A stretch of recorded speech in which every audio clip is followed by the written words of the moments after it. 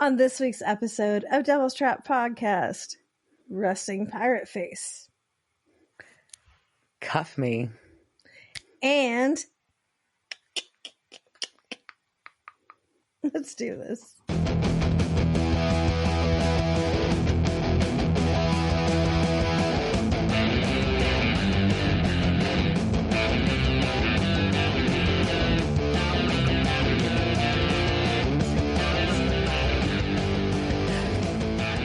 On this week's episode of Devil's Trap Podcast, we're going to talk about Season 6, Episode 13. Hi, I'm Diana. Hi, I'm Liz, and it's called Unforgiven. And Diana didn't say that, but sometimes she says it and sometimes she doesn't. So now Surprise. I'm discombobulated. But it's Unforgiven, which makes me think of Bon Jovi. Bon Jovi had an Unforgiven, right? I don't know. I think so. I don't know. Hey, what's going on? Hey. What'd you do? I had a pretty exciting weekend. You did. Had a fun night bopping around from Fort Worth all the way through Arlington bars. Shout out to Caves Lounge, always a cool spot to stop by, and I had a fun time one night this past weekend. And then I was in Norfolk, Virginia. Yeah, so what she's saying is she was bar hopping, then she went and hopped on a plane to Virginia the next day. That's just like crazy. Correct. Crazy pants. Yeah. I felt very young for a minute. But no, I was up in Virginia to welcome my brother, who is a member of or sailor in the U.S. Navy. Hello, sailor. Return. Yeah, his ship returned from their deployment, and me and my folks were there along with his lovely wife Frankie and her. And her name is mom. Frankie. Makes me happy. Come on. Yeah, and her mom and stepdad were there, and so we got to watch the boat come. The boat is a terrible word for it. It's a ship. It's a big ass ship. Punched if you call it a boat. I think you can't call it a boat. I think offended. it's against the rules. Yeah. So his ginormous fucking ship with 5,000 people on it pull into the pier and get to see him come off, and you get to watch all the family reunions, and you're all in the fields, and it was really sweet and special, and I hadn't seen my brother in a long time, so I was very happy to do that. So it was awesome and see him doing so well, and it was really sweet. In the Navy. Did they play that? The band? I don't think they did. What? So like there was a band there. I've heard tales of the band. The band did not play in the Navy. What the fuck? No, but they did play Bon Jovi. Funny enough, so there's your circle back. But no, it was definitely an interesting experience. Juana did her life. That's also not good to play when people are coming in on a boat. Alrighty then. But yeah, no, it was a really cool experience though. I know like where we were on post or on the excuse me, they don't call it that. We were on base to watch it. Sorry, my army. See, it's all we were talking also earlier about all the different like branches and all the different language and everything is different on every different base. But this sounds just so cool. We were on the military base, but you can also watch the ships come in from civilian locations. Just you can see it across the port or whatever, right? Anyways, I've always heard it's a really cool experience, and I would say that I agree. It was a really cool experience. It's very overwhelming.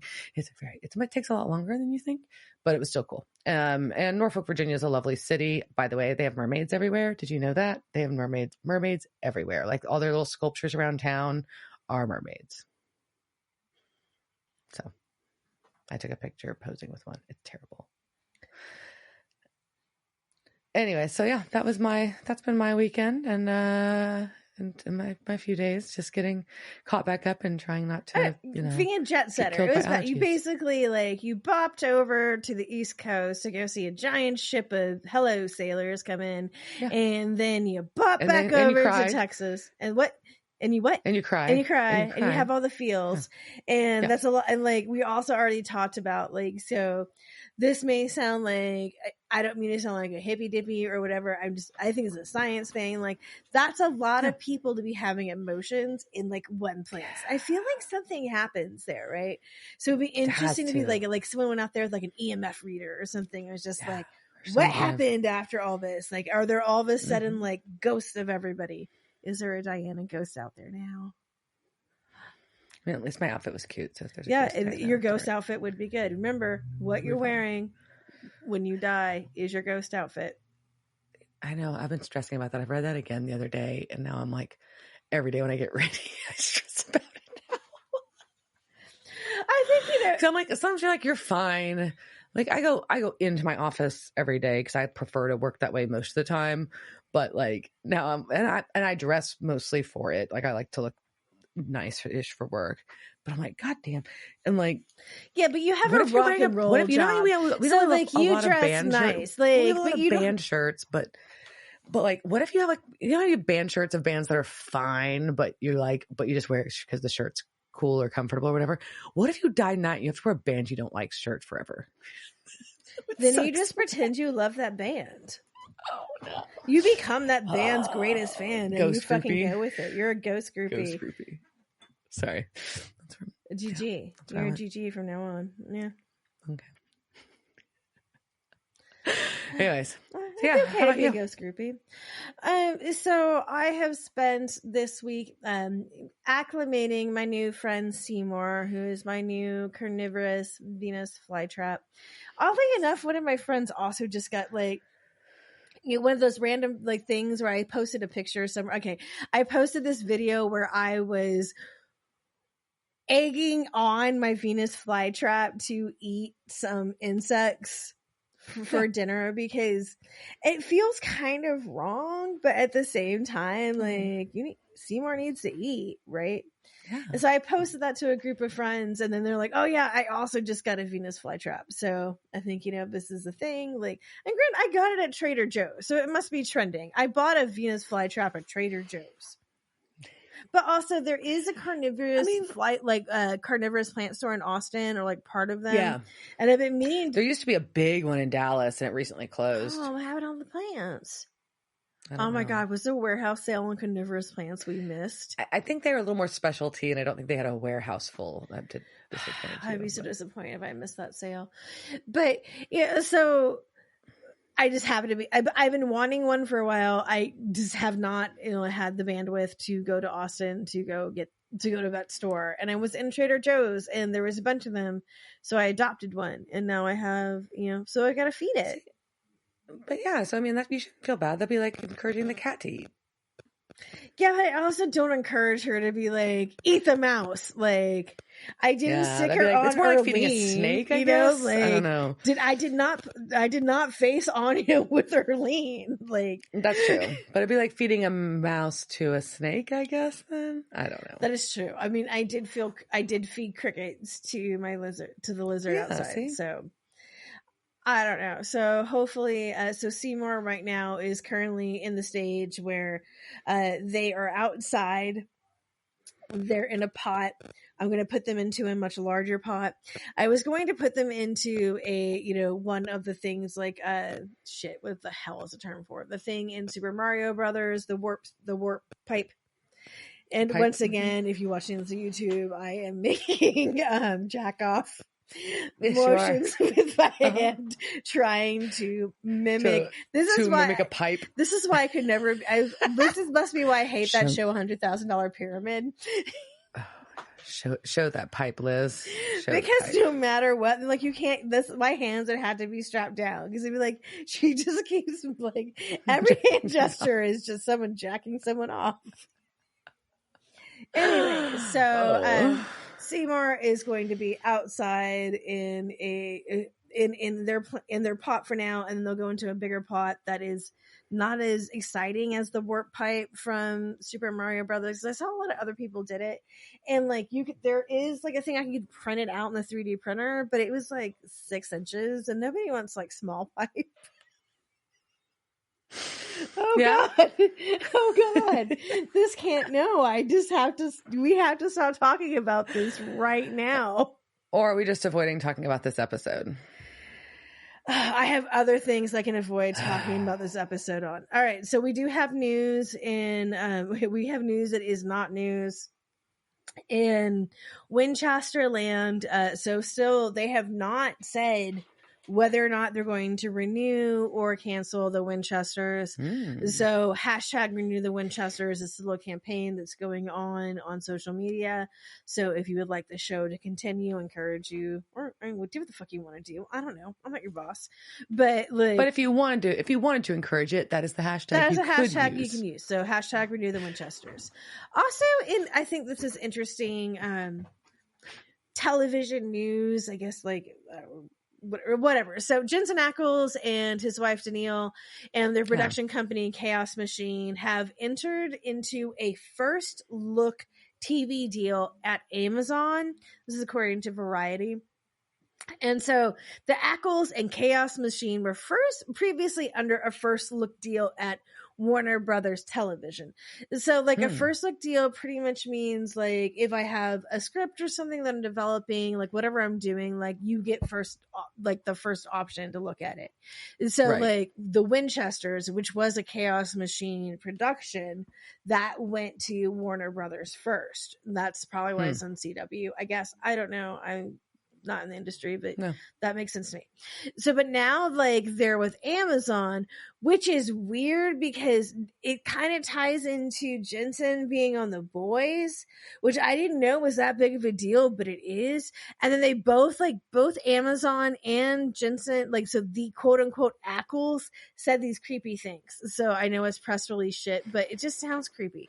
So the Ackles said, "We are thrilled to begin this journey with the incredibly smart and creative team at Amazon. We love being part of the Amazon family with The Boys and look forward to our continued relationship as we develop exciting and interesting projects together." And then Amazon said, "We are thrilled to extend our relationship with Jensen beyond his brilliant performance as Soldier Boy on The Boys," said Vernon Sanders, head of television for Amazon and MGM Studios. "Jensen is a multi-talented performer and producer, and we can't wait to see what he, Danielle, and Chaos Machine come up with next." They sound like they were written by ChatGPT. Exactly. AI is just doing everybody's fucking job now. It's terrifying. Isn't that terrifying? So, but I think it from a production standpoint, I think that's interesting, right? So they're shifting and the fact that if that isn't just corporate chat GPT AI generated nonsense, which most of it is, but that working with a production company like the Amazon, this is huge to me. Like, you're going further and further away from what the corporate television network was to this other corporate streaming service, giant scary entity, whatever the fuck you want to call Amazon. The devil. I'm just kidding. Please keep our show on there. Yeah, we like Amazon music. We like Amazon for a lot of things. We embrace you, our penis overlords. I just thought that was interesting. Okay, that's as much as I can put this off. I'm sorry. I tried to put as much shit before. It's almost like we'll cut some of this. We're almost 12 minutes in, and now we have to talk about this stupid episode. No, you just deal with it because nobody wants to hear about this episode either, so it's fine. It's fine. All right. So Unforgiven, which, as some of you know, was the title of the Clint Eastwood movie. This first aired February 7th, 2011. So it was cold. It was cold when everybody first watched this. It was directed by David Barrett, and this was the only episode of Supernatural he ever did. He is one of those directors who you see a lot of one-off episodes, kind of like when you're doing Casting Couch and you see people who do they did word actor in one episode of shit. This type of director. He most recently he directs one episode of everything, kind of deal. Yeah. And so David M. Barrett, according to his IMDb, was a producer and director with over 200 credits and more than 40 hit television shows. He began his career as a stuntman, which I think is cool. There's I think a lot of these directors that come from, I love stuntmen, so I think that's cool. And he's still an active stuntman too. He eventually progressed to stunt coordinator and then became second unit director. And then he went on just to become one of the most prolific producers and directors in television. He's done a lot of shit. And he most recently directed episodes of the new True Lies, La Brea, and FBI International. But he still, like, his stunts, like, go back to, like, he did stunts on Dawn of the Dead and Once Upon a Time in Mexico, which I think is awesome. And most recently, Transformers Rise of the Beast, which is, like, the new one that comes out. By the way, there's a new Transformers movie that who wants to watch that. But that comes out in 2023. But he also did stunts on Clifford the Big Red Dog. That's hilarious. Because I wanted to know what those stunts were. And then I have to watch the movie to see what stunts are in Clifford the Big Red Dog. And this was written by friends of the pod, Dabba and Laughlin. So, all right. So we kick off. Are you ready? You doing it? Yeah, we're doing it. We're in Bristol, Rhode Island. And we see gunshots, and it's Sam shooting something or someone, and Samuel is there. And I say Samuel weird then because I'm trying to specify Sam versus Sam and Samuel. Yeah. Sam and Samuel are there, and Samuel looks distraught. He's just making faces. I mean, like, I don't know if he's distraught. He just makes a lot of concerned faces. Concerned faces for sure. And they're in this building, and they leave it. And Sam has a How would you wound of some describe kind. what they're leaving? Because I put cabins, but like there was docks that were coming out of it. So it was almost like cabins that were in the trees. I think it was like a dried up dock house. Okay. Yeah, and so now they're showing them leaving. They have machetes. Sam's bleeding, and they drive away in Samuel's van. And while they're driving, trying to get out of town, they get pulled over by the sheriff. And the sheriff obviously knows who they are, but calls them agents. And what agents did he call them? This one's actually for you, Diana. So the agents of this were Agent Rourke and Agent Weinard. Howard Rourke is from Ayn Rand's novel, The Fountainhead. Okay, I know Rourke, obviously. And so if you think about it, and this is according to Supernatural Wiki's idea of it, this, if you think about the objectivism and self-interest of the Fountainhead, then having Sam be Rourke shows that he's being self-interested. I did not say that. That is what Supernatural Wiki said. You can make that face. I didn't say it. Anyways, okay. People who don't understand objectivism, but okay. I didn't say it. I'm just quoted. So I was putting that out there. But also, those characters are for Diana. Anyhow. There we go. So they're leaving. They're trying to leave. And the deputy's like, what happened to the sheriff? I can't get a hold of him on the phone. And why the fuck are you bleeding? Get out or I'm going to take you to jail. And Sam's like, ha ha ha, you ain't taking 2 federal agents to jail. So the deputy reaches for his belt to arrest them. So Sam beats the fuck out of this deputy. He does. And this is my notes on it. He's smiling the whole time. It's very dark. And so mine says, the deputy said he can't get Dobbs on the phone. They said they called him but couldn't find him. And then dick measuring contest, fists, blah, blah. The camera is stupid shaky while Sam beats the deputy unconscious. And I really honestly just hated the super shaky camera, which I was guessing was supposed to be a body cam on the sheriff. I don't know. It was just really weird. I don't know, but it just made me want to vomit because that's what shaky cams do to me. Now I just want to throw up because I get nauseous and motion sick. So the deputy's unconscious. Samuel asks Sam, he basically says, I think there's calmer ways we could have handled this. And Sam's like, do we care? And they get in the van and drive away. Is he leaving wrong? This guy unconscious in the street. I mean, honestly, like, once and kind of look at this from 2020, like, one, Drifter Hunter's gonna drift, right? Like, if a cop lights you up, and this is 20, before, like, the surveillance state was much smaller back then. So, like, you could just, like, drive off and, like, maybe not be caught. I still don't think you could beat the shit out of a deputy, like, and not be a fugitive. Like, I just don't think that could happen, even at this time. Correct. I agree. This would be very, very big news. It's just not a very nice thing to do. It's not a nice thing to do, but also, like, I don't think that would just go by. No, it wouldn't just go away. There'd be, like, news and search and things. Because even if you didn't have a body cam or whatever on, they usually had dash cams because Cops was on. Oh, Cops was on, but like the shaky camera was something, right? That was something like I thought it was just a choice in how they shot it. Oh, okay. I thought it was the sheriff, but either way, like you can't.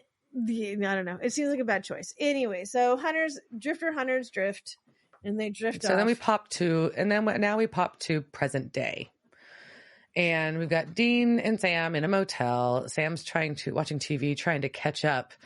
And we did get a really funny line about Mel Gibson really took a turn this year. So again, this was 2011. So this was right when first he just started turning. And okay. And also, yeah, if you think about it. Mm-hmm. So, well, and Dean's pitch is that he's like, or he's possessed. Yeah. Okay, maybe so. But Dean has returned, though, to the motel room with food and intel from Bobby. What do you think the food is? It's like little wrapped things. They look like really flat breakfast burritos, I think. Yeah. I kept trying to figure out what it could be really sad bean burritos. I hope they're I don't know. Those made me sad. But all Bobby's got to share is that things are quiet. And they know that that's not usually good. And then Sam gets a text. On his BlackBerry. And it's a number he doesn't know. Right. Yes, it is on his BlackBerry. I remember my BlackBerry. And they're coordinates, and he doesn't know who it's from. So they look up where the coordinates are, and it's Bristol, Rhode Island. Oh, okay. And 3 women have disappeared in the last week, vanishing into thin air. So he tries to call the number this is from, and of course they don't answer. So he's got he's got this number, doesn't know who it is. So Sam's like, well, fuck, obviously we got to go check this out. It's a case. There's people missing. I got this mysterious text. We got to go. And Dean's like, this is a terrible idea. This is sus. AF. Don't you wonder what the fuck do you think is happening? I don't know. But Sam also points out that you can't just ignore a bunch of missing girls. And I would say history would prove you wrong on that one, Sam. Oh, boom, boom, boom. Zing. Sad. So Sam convinces Dean and they go.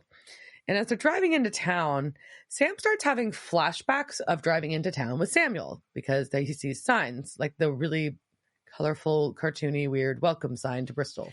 So the cartoony, weird one, I love the octopus on this. I do have to say that. But this is my note on this. Then we start with the stupid black and white flashbacks, quote unquote, in living color. Hated it. So that was my what I wanted to be popping up here. So if Dave could just put in an audio thing right here, I would be very happy. Hated it. And so, but he's not telling Dean that he's having these flashback thingies. So they go to. So they lie. Yeah. Well, they're not being honest with each other. So shocking. Right, so Sam's oh lying to Dean again. Yeah. And so they go to a restaurant. It's what is it? Sea Captain's? It is Captain Bob's. And the reason I know is Captain Bob's because when they go into this scene, they do this pan in like there's like, so this director who is his only time directing this, and good on you for doing this shot. So it goes like there is a waitress and it goes to this female pirate holding up a sign for Captain Bob's Buccaneer thing. It's got the menu, whatever. Yeah. And she has this female pirate statue has the most resting bitch face I have ever seen. It's resting pirate face. And did I, if you work at my job, cut this part out, you don't hear this. Did I spend a time today maybe capturing this image and honing in and putting it through a different processing thing so we got the best image of resting pirate face? I did. Maybe. Because it was that funny. Also, life is terrible and resting pirate face made me happy. So yeah. I feel like resting pirate face happened because she was listening to whatever the shit that was spewing out of Dean Winchester's mouth was. Oh God. So he's talking about he's got the missing persons sheet, like flyers for each of the 3 girls that have gone missing. and they're trying to figure out a connection between them. And Dean is sharing his totally subjective, made up bullshit sexist analysis he's based being on disgusting. their appearances. Really is what he is basically like being like, oh, this chick, she's got crazy eyes. Like, we know that's hot and whatever. Like, it's just gross. It's fucking gross, Dean. And I don't like how gross these bitches are missing. It's also they're missing the even grosser side. These are missing. They're girls. missing like, women. It's not just, like these are. It's not even like just like, oh, someone like, oh, look at that bitch at the bar. This is a missing person that you're supposed to be there to help, motherfucker. Her family is crying right now. Her family is crying, and you're a fucking idiot because clearly all these women look alike. Well, that too. They all look the same. They are all the same age, the same hair color, the same build, height. Like, there is an MO. Yeah. We are a terror. This is why Sam is a detective and you're not. Anyways, but at least like, okay, so we know Sam has a soul again, and he is kind of grossed out by what Dean is doing. He is. So Dean leaves and goes to the poop deck. Also gross. Yeah. Okay, the bathroom. And Sam's sitting there by himself, and this woman and her husband approach, and husband does not look stoked. And wife is like, he is so pissed. Man. And she remembers him as Agent Rourke and asks about if he's there for the disappearances. Well, and so and she clearly knows what's going on, but also so does Dawn. Dawn knows. Dawn knows something's up. Dawn knows his wife did something with Sam. He knows. Yeah.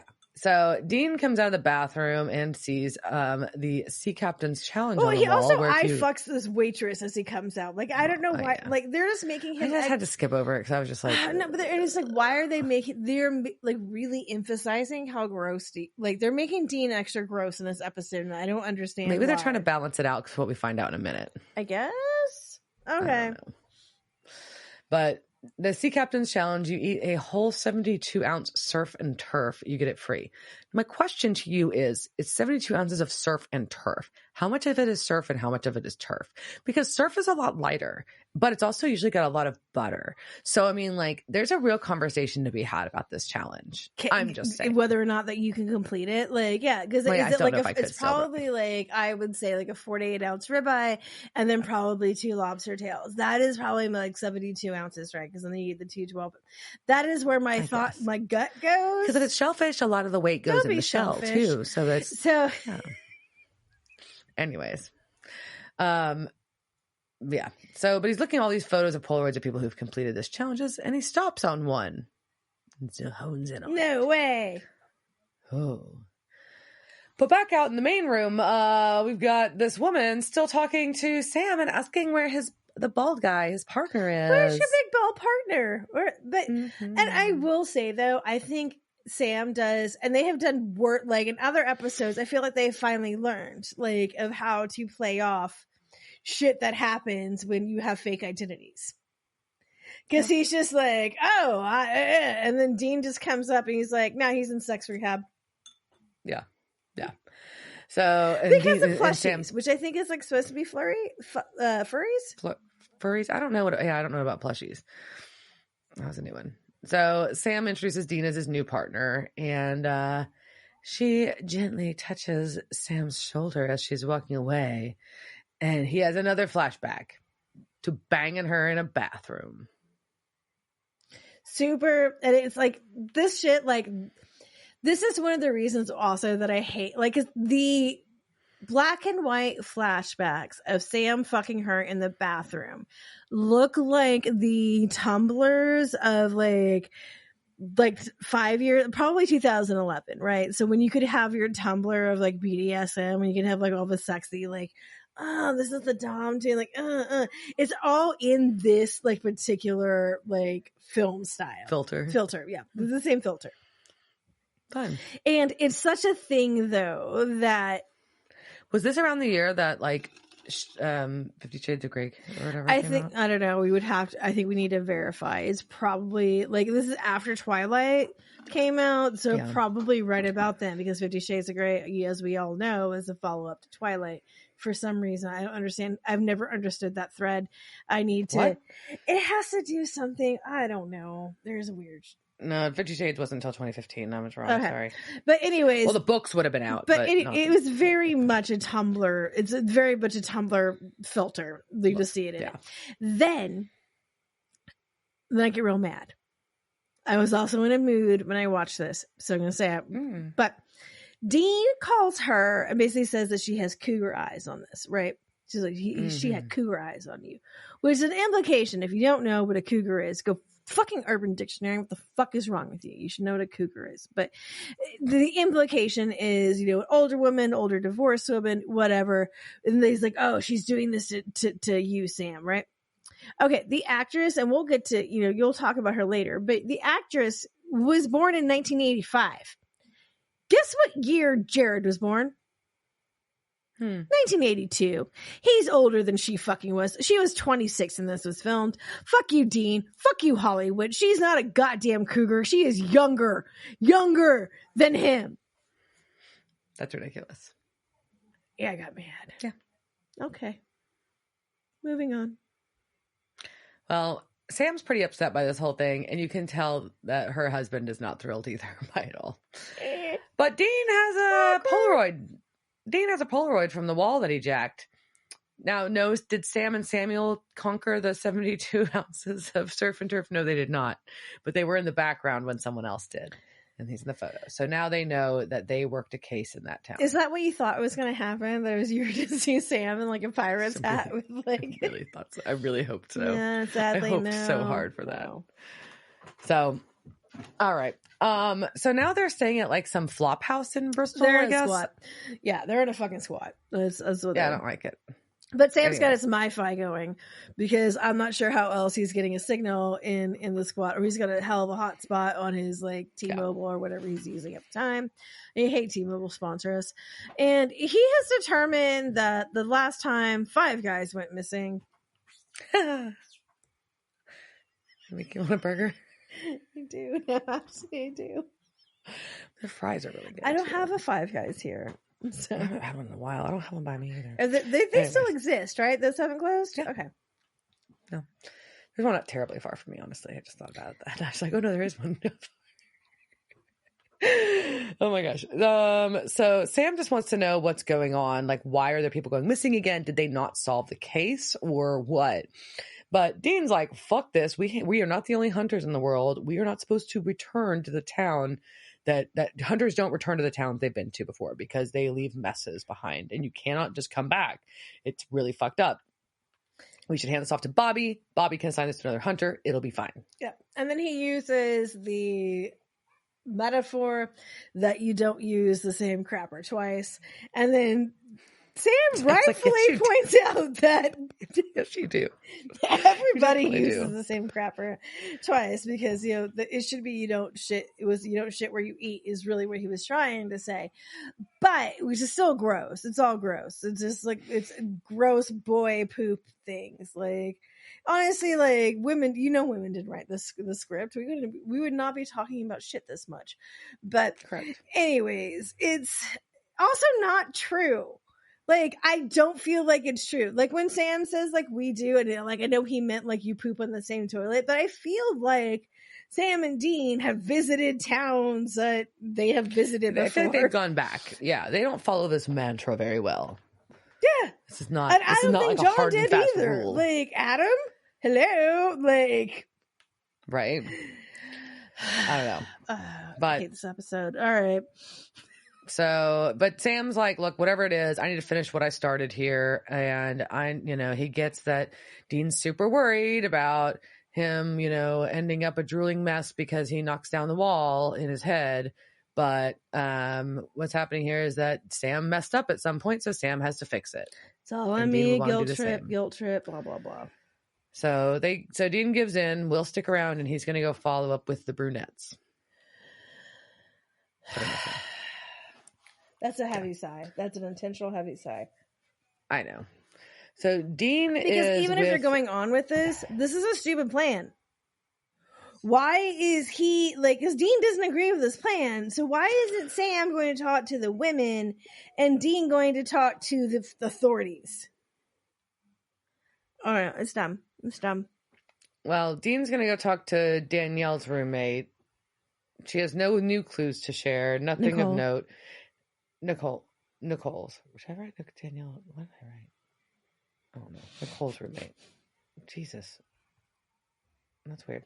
Anyways, Agent Rourke has left a business card there. Oh. So somehow Sam has interacted with Nicole at some point in time. I've got two different things written. That's so weird. Anyways, and she says, yeah, Nicole got this from the agent because one of the guys that lived in our apartment building was one of the people that disappeared last time. So yeah, he came by to question us, and then he would come by and visit more again and again. And Dean asks her to describe their relationship or their relationship's tone. Yeah, and she paused and said, loud and athletic. Which, you know what, like, okay, and I keep talking about like we always think Soulless Sam has problems, but clearly Soulless Sam can fuck, which is just, we have clearly learned now from Cuff Me, and now we have Loud and Athletic. This guy fucks. Yeah. All right. So, but now we cut to Sam in his agent suit walking up to the trying to go police visit the authorities. Well, he doesn't even make it to the door because the deputy that he left unconscious in the street sees him and nabs him immediately. And when he was like, oh, cuff me. He's like the last. So Sam is the one who is cuffed now. The deputy calls him dumber than a sack of hair, and that grosses me out for some reason. Why is that so gross? I don't know. I don't like it. Because you envision a sack of hair. A sack of hair is so gross. But I don't know why. It just is. It's just gross. I don't know. But Sam's just trying to insist this is a misunderstanding. He's like, no, where are the bodies? All these people disappeared. The sheriff disappeared. And then you leave. And then we have more people disappear. And then all of a sudden you're back. Like, what the fuck? You think I'm dumb? Like, the deputy has a point. This does not look good for Sam at all. But later that night in his cell, a woman visits Sam. She wants to know where her husband is. What? She knows who Sam is and what he does.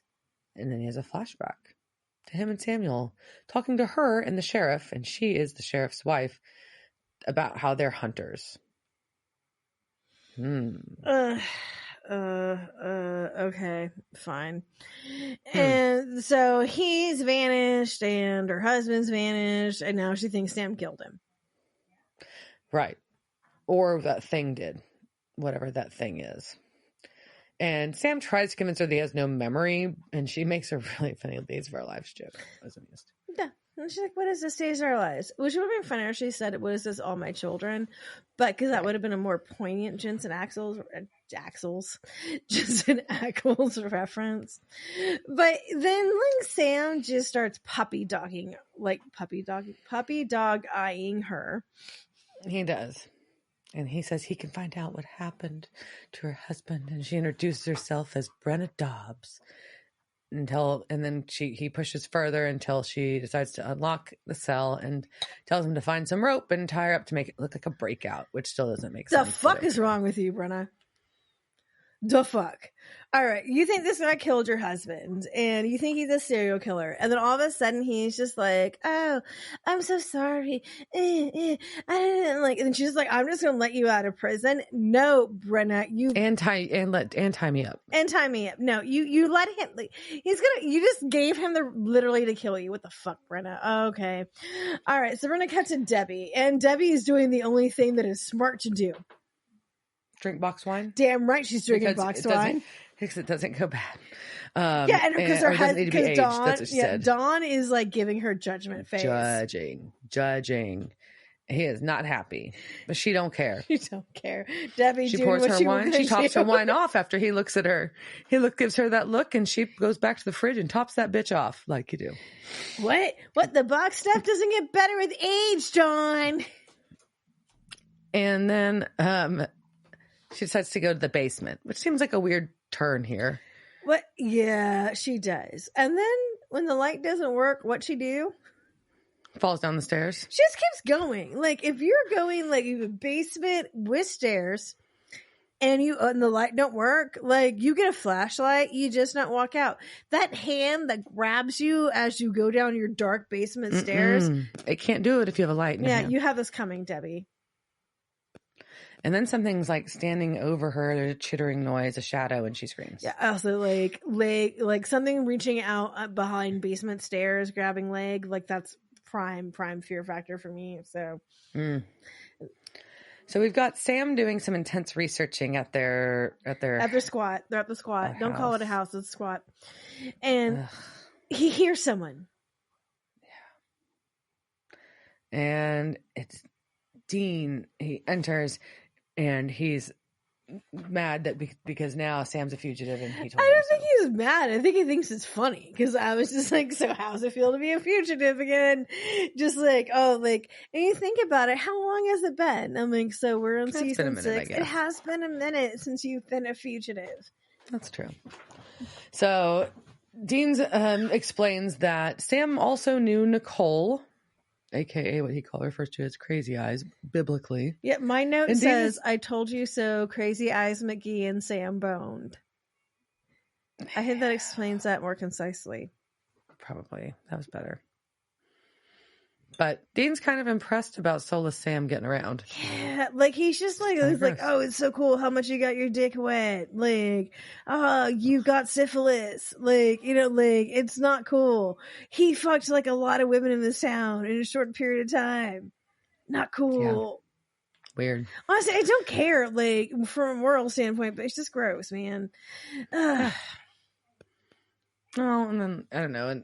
There's other ramifications at play here, man. Yeah, it's just this whole situation's not good, and so Dean tells Sam to stay put, and Sam just has because the radio goes off and someone else is missing. Yeah, and Sam has the best, like, fine, just like he's a 15-year-old child, right? But we also know he's not going to. Yeah, he's not. So not listening. So we cut to Dean leaving Debbie and Dawn's house. He tries to call Sam, and but telling gets no Dawn answer. he's on it. He's not just leaving Debbie and Dawn's house. Like, now he's like, hey, Dawn, I'm on this shit. Sorry, it looks like my partner fucked your wife and now she's dead. Oops, awkward. But Dean has pieced together that this is all a trap for Sam, and all of the missing women banged Sam. They did. So how did he figure out for sure that Debbie banged Sam is the question during this part. Did Dawn know and tell him? I think maybe Sam told him. Like, Sam could have told him after they left the restaurant. Because Sam's pretty much seems like pretty honest, like, right now. But he hasn't shared any of the flashbacks yet. But I can sure be like, man, like, that woman has a birthmark, like, underneath her 4th nipple or something like that. I don't know. So, anyway, so it's all a trap for Sam. Then we cut to Sam, right? Yeah, and he's at Brenna Dobbs' house, scaring the crap out of her as she walks into her home, and he's there waiting for her. Just terrifying. Yeah, which is, right, because she's like, what happened to Debbie? Like, I let you out and she's gone. Like, so you imagine, also, you're dumb, bitch. Like, I'm sorry. Like, why did you let this man tie you up? And now he's in your house? Like, of course you should be scared. Yeah, and he wants the case files. Well, he says that he tried to get them himself, but they're missing. And he convinces her they've got the same goals, and of course she reveals that she has the files and lets him have them. Yeah, and then they cut to that, like, so they go from, so she's got the files, so I kind of like her for having the files, right? Like, I don't understand what she does with the sheriffs, right? And we kind of get into this in this next part, where, so he has these flashbacks, and they're all just pounding beers together. It's the sheriff, it's Brenna, it's Samuel and Sam. Yeah, and they're just drinking beers. They're buddies. Yep. And they're talking about hunting and being drifters. And it's just weird. And then she's like, he's just like, family slows you down. And I don't like any of this. I just hate it. It's really weird. It's a really weird one, like life on Hunter life, and you can tell. And Samuel kind of gets really sentimental about Mary, and then when he steps out is when Sam's like, "Our relationship's more of a professional, we're a business relationship. Family just slows you down." Yeah, so it's just, I don't know, like, it's all this bizarre flashback where they're drinking too much with the town sheriff and his wife, who he says is okay, at the sheriff's who works department, at the sheriff's, but he doesn't say what she does. And but she has a key to the jail and all the files. yeah, so you can just like, what the fuck is happening in this town? Like, this seems like some poorly managed law enforcement. I don't understand here. Like, this all seems fucking sus, and this all is bad. So then, like, Sam just starts remembering more. Yeah, he's seeing more flashbacks from this previous case. And he sees Samuel, he sees one of the corpses of one of the men that was missing, and he remembers them deciding it was an arachne. Yep, and Samuel like drops that you haven't seen arachnes in 2,000 years, right? And there's no intel on them then. Yeah, and that's from Crete. So this kind of like ties back into things that have been hinted at along this season of things from that nobody's seen for a very long time, right? Yes. So, and then you also see the guy who was not a pussy and finished the captain's challenge. You do. You do see that scene. But we've got Sam realizes that he figured out how to find it, or at least how to draw it out. That's where he gets to. Yeah, and he also figured out that all the Vicks were guys in their 30s. So now he like this flashback Sam has figured out the MO of flashback monster. Yes.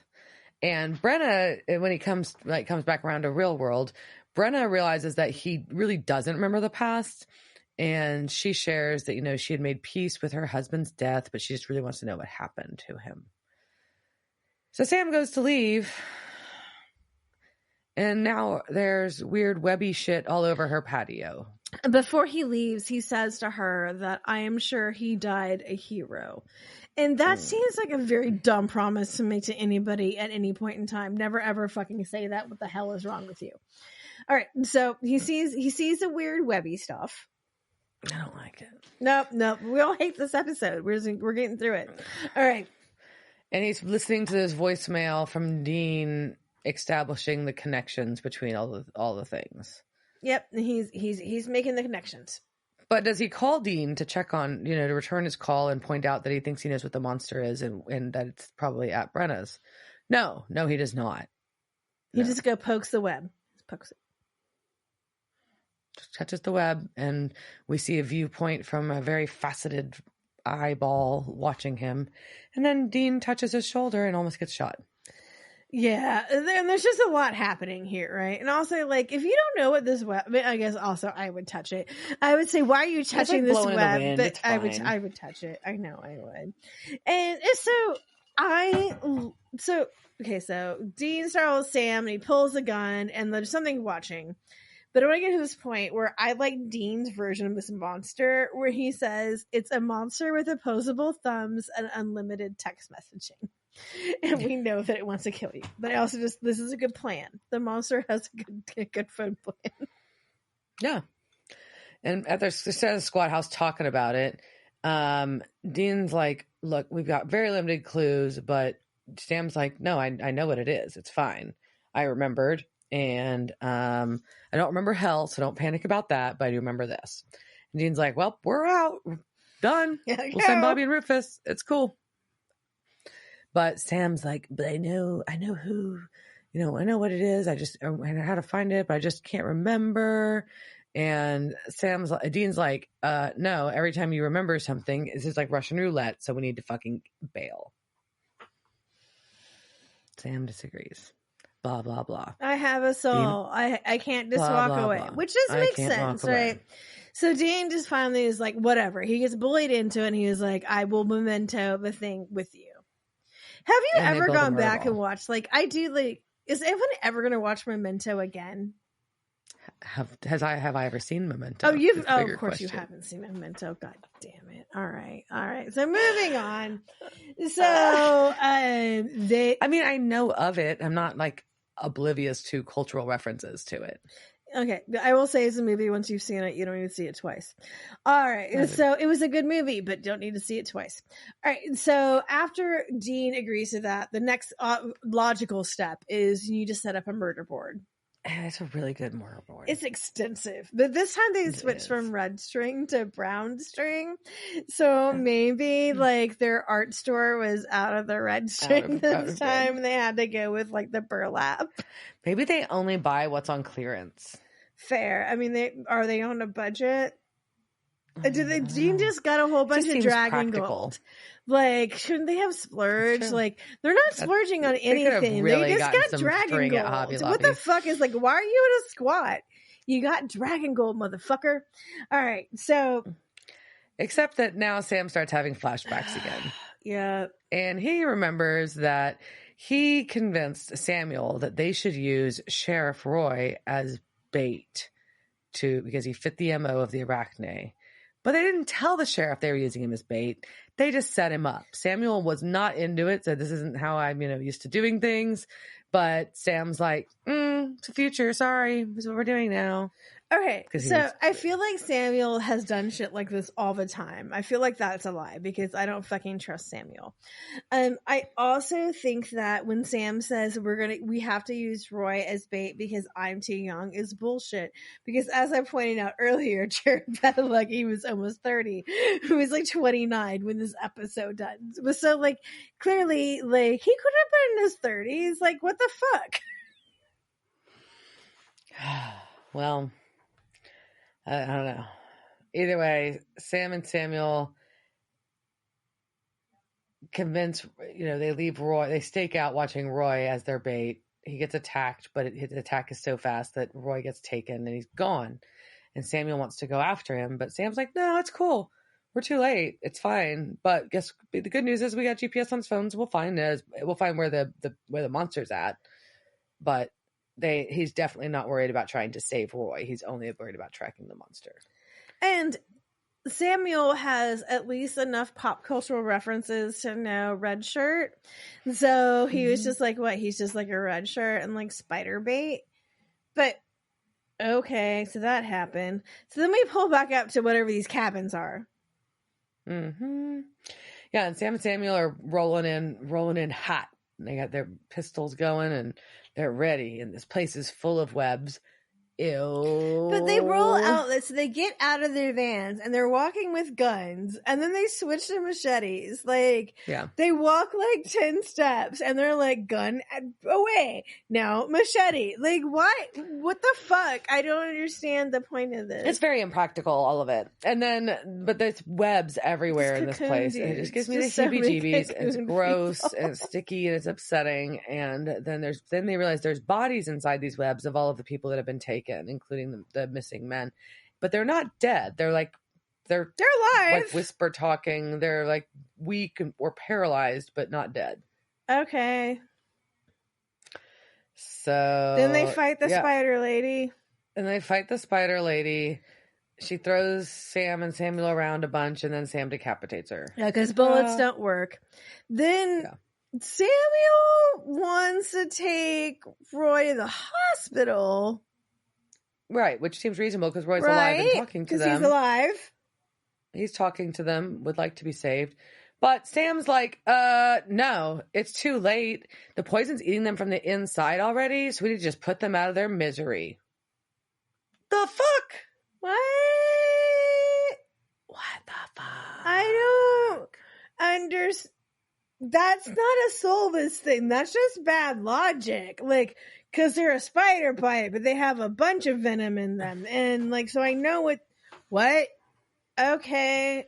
All right. So we're not going to. Then Sam tells Roy that he's a hero. And he shoots him in the head. Yeah. What? And then he goes and shoots the others. What?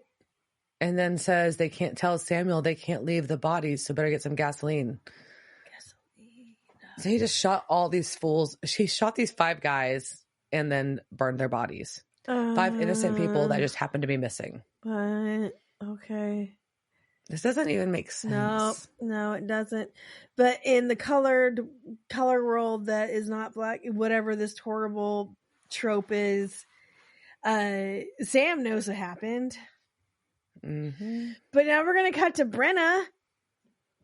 Yeah, because she's sleeping on the sofa, wakes up to a noise, and oh fuck, Roy is there. But Roy doesn't look too hot. He's all spidered out.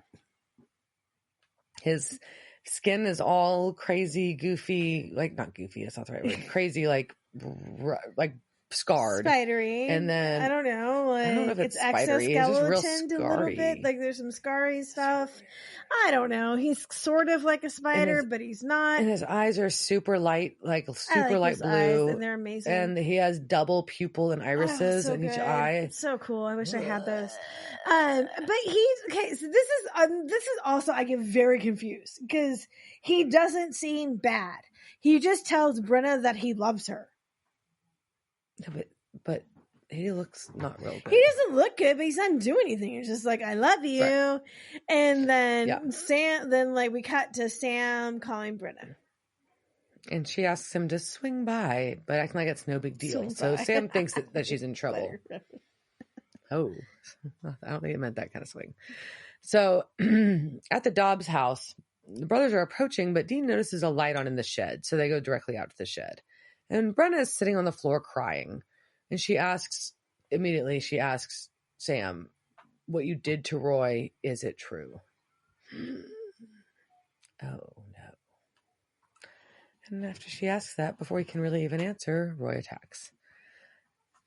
And the next thing we know, Dean and Sam are in web cocoons. I have a question. So is the web coming out of his butt? I don't know. Where is the web coming from? We don't know. We don't know a lot of things. And look, all right. So I had a lot of lore on like giant spiders and like things coming out of webs and stuff. And I was really kind of going to focus on this like cryptid spider that supposedly existed in the Congo.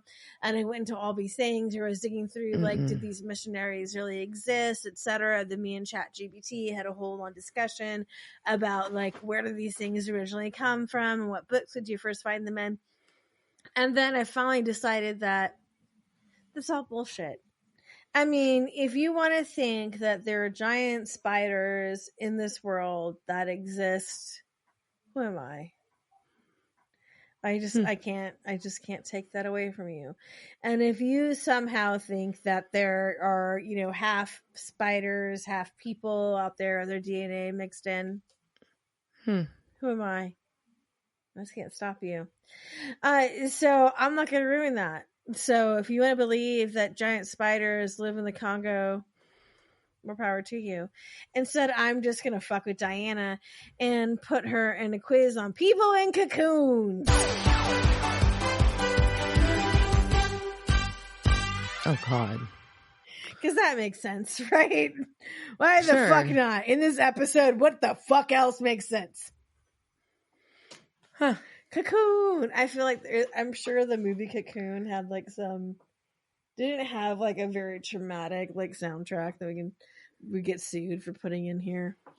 All right. So here is this world's stupidest quiz on people in cocoons. All right, question number 1. I just found out about this 2013 film starring Greg Grunberg from Heroes, Star Wars. You know him if you see him, Greg Grunberg. Okay, in this movie, Greg is an exterminator. A giant alien escapes from a military lab and rampages the city of Los Angeles. When a massive military strike fails, it is up to a team of scientists and one clever exterminator to kill the creature before the city is destroyed. That is completely taken from IMDb. I did not write that. What is this movie called?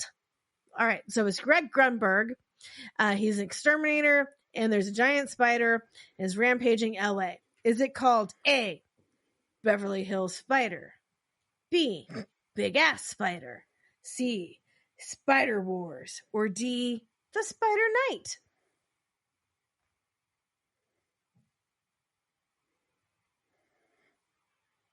I'm gonna go with Spider Wars. It's actually Big Ass Spider, and it No, is. The name of the movie is Big Ass Spider. I just started watching it last night. It is fucking hilarious. Honestly, I highly recommend. I haven't watched all of it yet, but watch Big Ass Spider.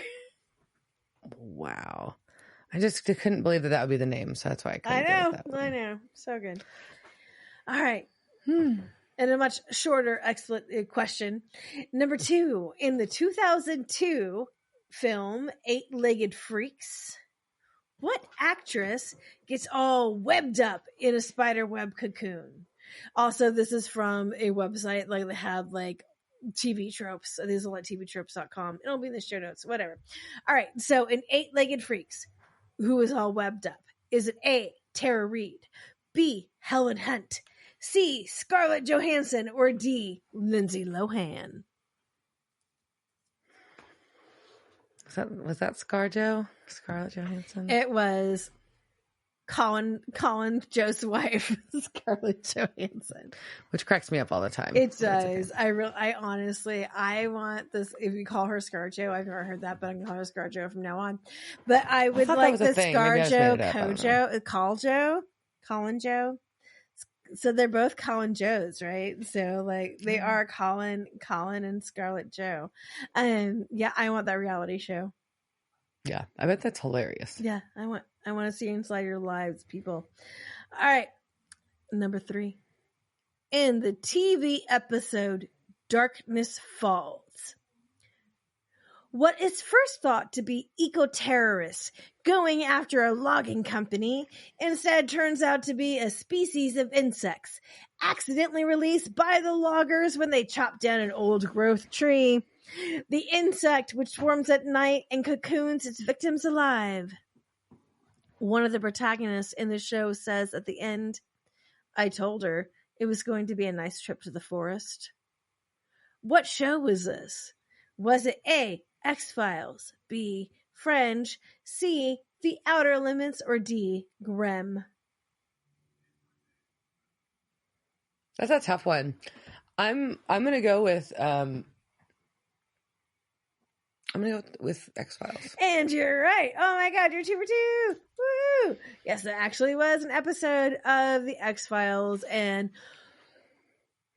sadly, like once again, like Scully ended up in like some sort of medical coma because of shit that happened in the episode. Like, and Mulder was just fine at the end, which is why he's like, I told her it was gonna be a nice trip to the forest.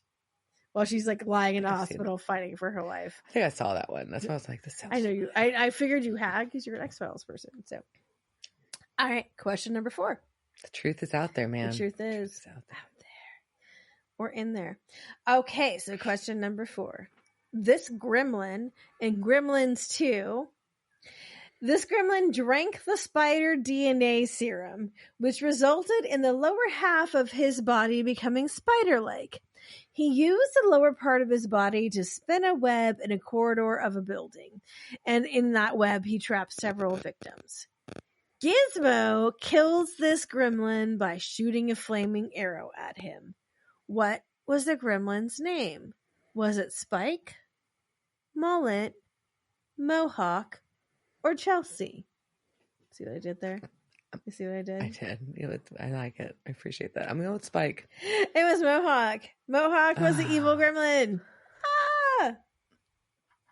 Damn it. All right, our last question. But you done really good so far. You gotten 3, right? 2 and 2. No, you got Big Ass Spider. No, you didn't get Big Ass Spider. No. Sorry, okay. Sorry. All right, I was gonna give you that one, but you didn't. So, all right. So I'm gonna be honest. Okay. I'll own it. All right. In this movie from 1988, the cocoon for victims was spun from cotton candy, which dissolved the victim so they could be drank through a crazy straw. Was this movie A, The Kiss, B, Killer Clowns from Outer Space, C, Hollywood Chainsaw Hookers, or D, Lair of the White Worm? Was it Killer Clowns? It was! Yeah, I know Killer Clowns. It's like, dang, it's been a minute. But all of those were, in fact, movies from 1998. Hollywood Chainsaw Hooker has this summary on IMDb. A detective embarks on a mission to track down a woman in LA's seedy nightclubs, only to come face to face with a bloodthirsty cult of lethally beautiful prostitutes. Is he the next victim of Hollywood's demented chainsaw hookers? Wow. Ah! How I've never seen this. You have not yet seen this. Yeah, honestly, like, if you go, so I hopefully, fingers crossed, I'm going to have a quiet weekend at home.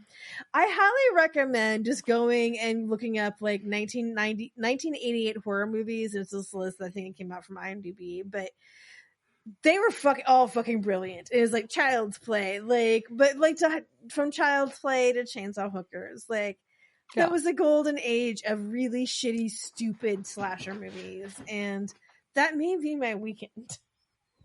Yeah. Yeah. So that is the end of our quiz, Diana. On a scale of 1 to 5, you are a 3 out of 5. Sorry. You are so you're not an 8-legged freak because you're 33% of a spider. I don't know, what is that? You're a beetle. Ew. I don't know. I have no idea what Diana is. We'll have to come up with that. I need to come up with that scale, like, so we can be like Cosmopolitan. Yeah. Your quiz today. The next time we'll have the quiz and we'll find out what your quiz is. Oh, that sounds like a good goal. Okay. All right. So moving on. So we've got Sam and Dean are all webbed up and Roy is standing over them. He makes a joke about how good he looks. Yeah. And, but he's pissed that Sam came back, even though he enticed him to come back. I don't understand. You told him to come back. Well, he's glad he came back, but he's mad that he's kicking it with his wife. I think he thinks he's about to fuck Brenna, right? Like, yeah. Is that what? Yeah, I think that's what it was. And I was really confused and concerned because I was like, I don't really like this storyline that now, like, Sam fucked this nice married lady too. I was kind of, I don't think he did. Did he? No, I don't think he did either. I don't think he fucked Brenna. I think Brenna's not. I don't think he did. But when we didn't know when they just had the web at the house, and I was like, "What the fuck? Not Brenna. That's Turner has been. We're so happy. It's so weird. I mean, no judgment. It just seems like a lot. Yeah. No, this didn't seem like an open relationship. Like, upsetting. So Sam tells him, he's like, this has nothing to do with her at all. And that, and he's like, look, I got it wrong. The thing that wasn't there to feed, it was there to breed. Okay, you can't just skim over that. The arachne wasn't there to feed. She was there to breed. Oh, that's like a terrible bumper sticker or something. Like, don't be there to feed, be there to breed. Yeah. So Roy's telling this whole thing. He's like, yeah, so her bite was turning me into what she was. What? And while this is happening, Dean is luckily sneaking to inch his fingers over to grab a piece of broken glass to try to start cutting them out of this web. But Roy tells them that, look, by the time Sam shot me, bullets didn't hurt much. Neither did fire because I was already mostly arachne. What? So the hospital probably wouldn't have helped. So I don't know if that So what? What? I hate all of this. It's all stupid. This is all fucking stupid. It's real stupid. And then Roy shares that we ran. That means all 5 of them got the fuck out. So the rest of these arachnes are just elsewhere. They're all running around. They're all running around, but somehow the only ones we have found so far is Roy. Roy is the other ones. We don't know where the other ones are. So they're out those there. are just the first ones, right? So those are the first 5 dudes. Yeah. And they had to hide a bunch and blah, blah, blah, blah, blah. But the only thing that kept Roy fueled was his imagining ripping Sam's throat out. Also, I just don't understand Samuel and Super Hunter Sola Sam not thinking about this, right? Because they cut off her. Samuel shot her. She didn't die. And then Sam cut off her head with a machete. So all they did was shoot these guys in the head and then burn them and think they were done. Yeah, why didn't they cut off their heads? It seems weird. That seems weird and stupid. Mm-hmm. So Roy just does confess what we all already know by now. We've all pieced together that yes, it was him sending the text. Yes, he was targeting the girls that Sam had screwed. And Brenna's like, Brenna had told Roy already about Sam's quote unquote brain damage. That's what they're calling it. Not wrong. Yeah. But he's like, yeah, and you know, the girls that we took, they've been bred also, and they're scattered now as well. Mm-hmm. So the 3 girls that are missing have now been turned into Arachne too. And then, but Roy just has to decide what to do, whether he needs to kill or turn Sam. And this is where my notes say, I do like his spider eyes. So this is where Diane and I differ. I think they're beautiful. But so creepy. See, but also and we probably haven't discussed this until this point, because we haven't really kind of gone into the spider part of this, which was, Diana, how do you feel about spiders? I dislike spiders a lot. I like spider webs designs. I think they're beautiful. And I think that, like, I understand spiders' importance, I guess, in the ecosystem or something, but I don't want them on me, near me, or around my house. And, you know, part of me thinks that's totally fair, as I am wearing my spider web necklace as I was getting dressed tonight and trying to figure out my necklace for this. I was like, duh, we're the spider web. But yeah, in the stances is, you know, Liz loves spiders. Liz is the one whose parents used to take the tarantulas out of the house because everybody else wanted to kill the tarantulas, and I wanted the tarantulas to have a happy home outside. So I love spiders, and I think they're beautiful. And we all have our things. I mean, I have spider webs tattooed all over me. Fair, I just like the design. Yeah. You're like, I like their design. That's spider webs on me, but like, I don't know. I've always loved spiders. I think they're cool. So I used to be like super terrified of them. I got total nightmares from arachnophobia. It was a thing. Dad woke up in the middle of the night with us screaming. Me and my sister thought we could stay up late and watch. Wasn't arachnophobia a comedy? Yes, it was. Yes, it was. And we woke my dad up screaming on the sofa, and he came running through the house because he didn't know what was going on, because all of a sudden his daughters are screaming in the living room. Yeah, I think we both had you watch this horror movie too. You thought you're too big for your britches, and you watched a horror movie earlier than you should have. Yeah. So anyways, okay. Well, so in the meantime of this, we've got Dean has managed to cut himself free of the webbing and jumps up to fight. But Brenda is not into this. She's like not feeling this fight. She wants Roy to stop it. She does not like where this is going. She's upset, but she just doesn't really think that this is right. And so she cuts Sam free. Oh my God. Yeah. That's the one who I feel the most for all of this. Like fucking Brenna, right? Mm-hmm. So Dean and Roy is just like choking, like Dean out. Like I don't like it. Like he's just gone all like very aggro, and he's not going after Sam. He's going after Dean. Well, because he thinks Sam's trapped and Dean's the one attacking him. So Brenna helps Sam cut free, and then Sam takes Sam Uncoons. And so Sam gets the machete and decapitates Roy. Which is real awkward because Brenna's standing right there. And then they just look at each other and cry because there's nothing else you can do during this episode but look at each other and cry. And so Brenna goes back into her house, and Dean's trying to apologize, and she slams the door in his face. As she should. Because Sam's like, I'm very sorry. I just beheaded your husband that I just like. But this, that I'd previously set up to turn into a monster and let him die and tried to kill him. And I think like Brenna is like the hero of this episode. She kind of is. She's kind of a bad bitch. I love Brenna. All right. So Sam tells Dean they shouldn't have come back. Yeah, they're back at the squad house. We end this episode at the squad house, which is weird. That's not a usual episode ending location. Okay, we're in the squad house. All right. And yeah, Sam tells Dean he was right. They shouldn't have come back. And Dean's like, yeah, I think, that whatever the stuff that happened last year, the stuff that soulless Sam did wasn't you. But Sam disagrees. He's like, let's be crystal clear. It was me. And to be fair, I mean, I don't know. Like, if I was saying, like, this is me, right? Because, like, this is just me without a soul. Like, and as far as the law is concerned, it's you. The law would definitely say the law is definitely going to say it's you, Sam. Yeah, no doubt. Yeah. All those husbands of those wives, that was your dick.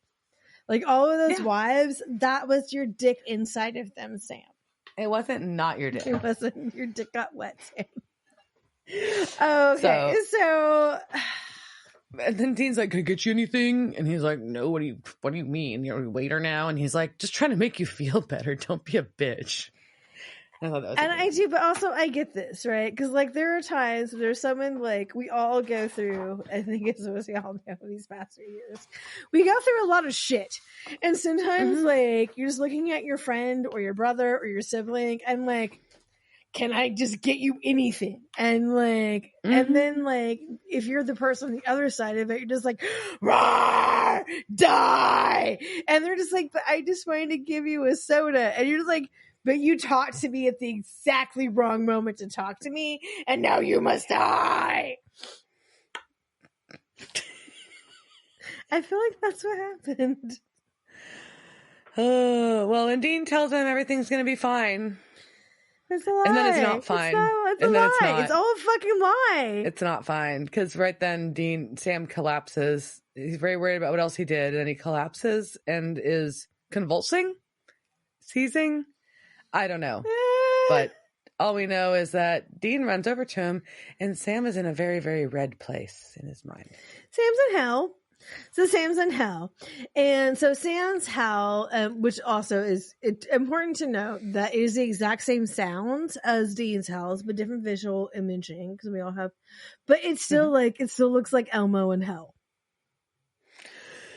Like all of the no, we had to end because Diana's sorry. But is that same like just like hellscape that's not a hell that's just so wait, so like them fucking you just look like you being on fire? Okay. All right. Weird. So I think we have a lot to end this with. It's late, but I think that Diana you've got some casting things. Casting couch. It's the casting couch. Were they on that show that time with that guy? La la la la la la la la la la la la. I do have some casting notes. I do. So we'll kick off with our beloved Brenna Dobbs. Was played by Miranda Frigon. She has been in a lot of Hallmark movies. She also had an uncredited role as a psychologist in Chappie. And then a lot of single episodes of television, including shows we love like Bones, Magicians. She was Lady Pike. She was Gloria in a couple episodes of Charmed. And she was a regular character named Paula in the Day of the Dead television series as well. Then we've got our Sheriff Roy Dobbs, a.k.a. our Arachne at the end, was played by Joe Holt. He was a reoccurring character on As the World Turns. He was on a handful of episodes and actually more than a handful of episodes of both Law & Order and all of the various Law & Order spinoffs. A lot of miscellaneous, just kind of like single episode roles and small roles in films. So a lot of things you could have seen him in. He did play the defense secretary in the TV show Scandal. Which is a reoccurring role as well. Leopold. That's where I knew him from. Oh, that was actually really deep. Ooh, that was a good role. All right, good for him. And he played a character named Leopold in Walking Dead: The World Beyond, which was a spinoff series. And he's currently in the Bel Air series as Fred Wilkes. Intriguing. Yeah, and then we've got Debbie Harris, who you mentioned earlier. Wait, they gave her the last name of Harris? That's awesome. Good for them. That was played by Paula Egan, and she's been in a lot of this cast was heavy on the Hallmark. She was heavy in the Hallmark. Like I had to because I knew you were going to come to her, but I wanted to double check her age because I thought I was offended, and I was like, no, I am offended. But I'd like to heavy in the Hallmark. The Hallmark thing that was how I verified the existence because that was my cross reference from her IMDb page to like the biography I found. I was like, yes. Well, I would like to highlight one specific Hallmark movie. She was in Christmas at Dollywood as Alexis. Ooh. And then our Arachne was played by Matita Barber, who does not have an extensive history, which I thought I'd share. She had like amazing makeup on her. Like, and she didn't have like she had no speaking roles, but she was good. And Edward Drake was played by Christopher Rosemond. And this is a super tiny role. But this actor, Christopher Rosemond, was Mr. Kinkle in The Chilling Adventures of Sabrina. Mustang in that Riverdale. Was Harvey's terrible dad. Okay, yeah.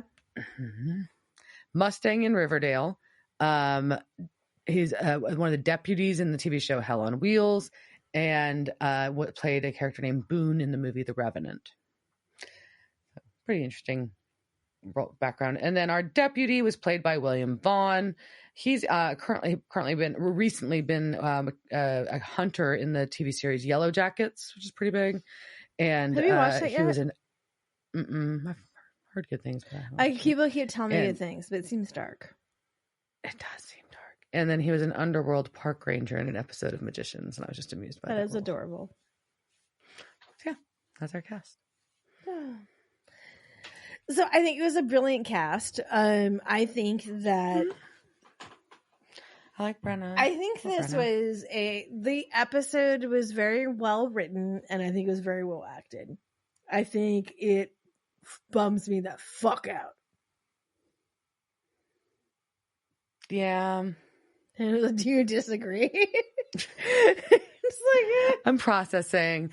I'm debating if I agree on how well. It was just not my favorite episode at all for a variety of reasons. There was a couple really good one-liners and funny things, but it was like some of it was just so uncomfortable that I didn't necessarily love the story or the dialogue. Okay, yeah, I may be retracting some things. Also, I'm thinking about like the chicks who like. How many chicks did Sam bang that ended up being dead? Trace. Well, they said 3, right? So who were the 3? There's Nicole. Right. Debbie. And one we never hear or see about. Yeah, who's the one we didn't hear or see about? Like, I don't understand that. I don't understand the random dudes that Sam just shot in the head and then set on fire and then are just like this doesn't even make sense with anything about the storyline. Samuel, like, and him, like, just got drunk with the sheriff and his wife, and talked about being hunters. Yeah, I don't get a lot of this episode. I don't, beyond the fact it just doesn't align. It just seems out of. It's not like way like what the fuck, but it's just like barely out of sync with what we know to be the story and the characters. Well, and I think, and that's what is weird. And if you're trying to be like, this is what Sam did while he was on summer vacation from his soul. Like, I feel like something else, like, there could have been something, like, they should have done something in line with the Crowley thing. I think that would have made more sense. Like, if they had gone something with, like, the alpha stuff, like, made something that we were hunting. You could have put this in the storyline and had it made a lot more sense. Than if it was done differently, yeah. What ended up here. No, I agree. And then, like, the thing about the Arachne being something that you haven't seen since 2,000 years ago in Crete made sense. And now all of a sudden there's 8 new ones. But it made sense for the idea of they were like things were popping up that you hadn't seen for a while, right? Like that was a theme that somehow came into this season. That's true. So I guess that's part of the season. Yeah, that was just kind of a depressing one. I don't like it. I hate it. I hate the fucking flashbacks. Except for the sexy Tumblr shit. Like, I'm pretty sure this made like there's also probably just some girls coming of age who whatever the female version of do we females fap? I don't know what we do, but like just like this like on Tumblr for a while, just like Sam being like, probably. I was like, cuff me. Like but you're right. Like it's very, very 50 Shades of Grey. It's 50 Shades of Spider. Man. So the other thing that I wanted to somehow bring into this that only you and I, Megan, or other people who really love Harry Potter, I really just wanted at some point in this for someone to describe the spiders as going. And on that, we're going to end this. Cheers, Shark. Cheers, bitch. Devil's Trap Podcast is a Don't Get It production. Meow. Devil's Trap Podcast is part of the Ship It Studios Podcast Network. Thanks for listening to this week's episode of Devil's Trap Podcast. You can follow us on Instagram at Devil's Trap Podcast, Twitter at Devil's Trap Pod, or you can email us at devilstrap@devilstrappodcast.com. Don't forget to subscribe, leave reviews, and share with all your friends. We're at all your favorite podcast outlets and at devilstrappodcast.com. I'm Babe. Thanks for tuning in, and we'll see you next time.